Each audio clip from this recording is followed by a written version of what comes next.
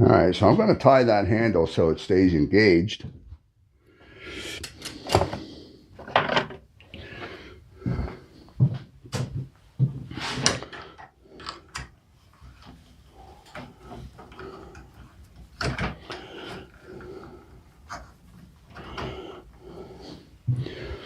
All right, so I have that wire, I have that handle tied up, so it's engaged, it's being squeezed, so we can see what's going on down here.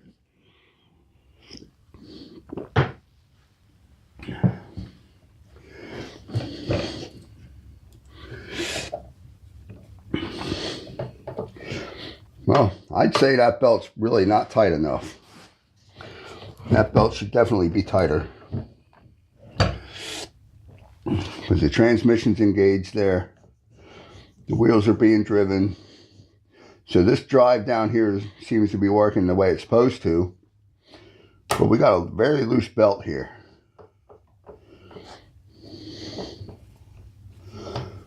So either it came off the pulley under there, or it's just wore out.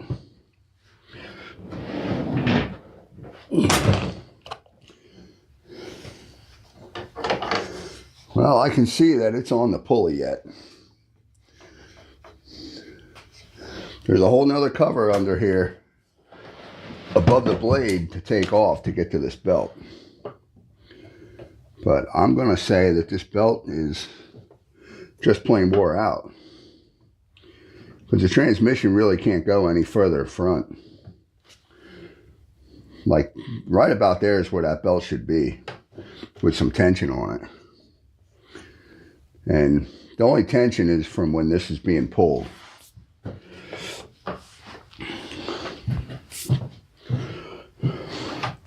Do I dare start it up? Well, even if I just make it go around.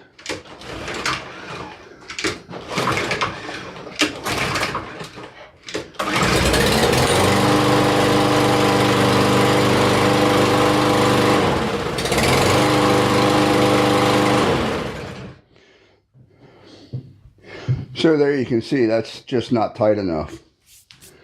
With it running, with this engaged, it's just not tight enough to make that belt go around. So we're going to have to get a belt for this. So that means a little bit more tearing apart.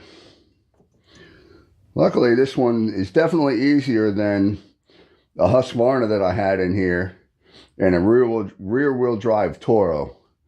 Those, the belts in the back, you have to take the whole back end apart. You have to take the pulley off because of the way the guide fits around the pulley. So this one here is definitely not near as bad once you figure out how to get the top cover off.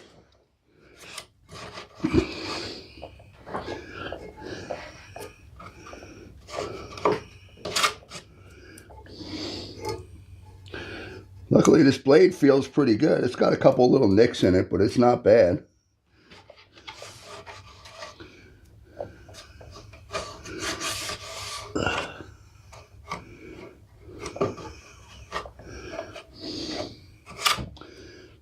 Well, I guess I got to take this blade off to get to the belt.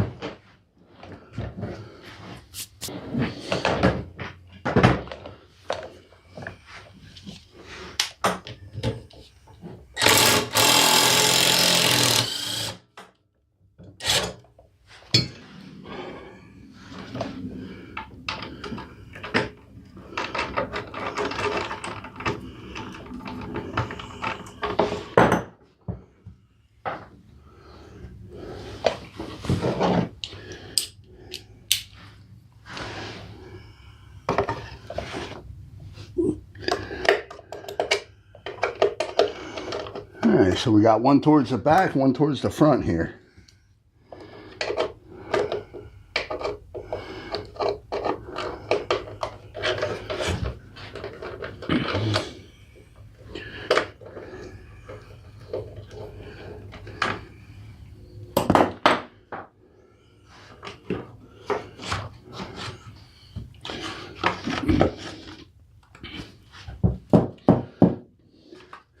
It seems, at least when they designed this cover, that they tried to keep the grass out of there as much as possible. And it's really not bad up there.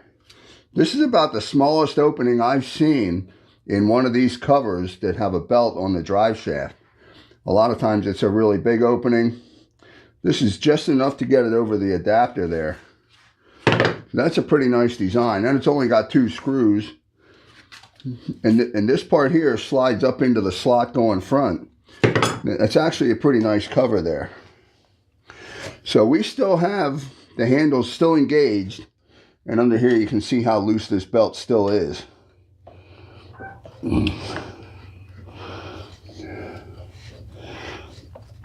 While we're under here, it's always good to look at this blade adapter, because a lot of times people put the blade on loose.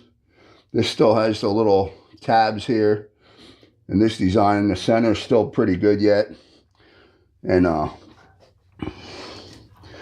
I've seen a lot of these where this is cracked, where the key is. There's usually a molded key inside that.